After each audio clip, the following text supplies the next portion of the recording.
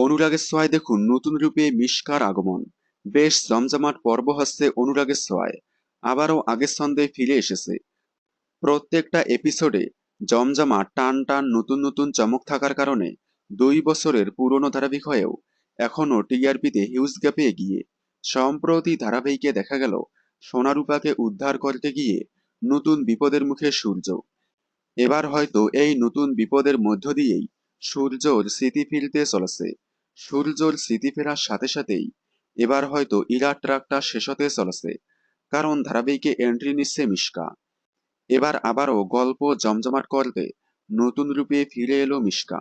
সম্প্রতি অনুরাগের ছোঁয়া ধারাবাহিকের দীপা অর্থাৎ অভিনেত্রী স্বস্তিকা ঘোষ এই ছবিটি পোস্ট করে লিখেছেন, কামিং সুন, দেখতে থাকুন অনুরাগের ছোঁয়া।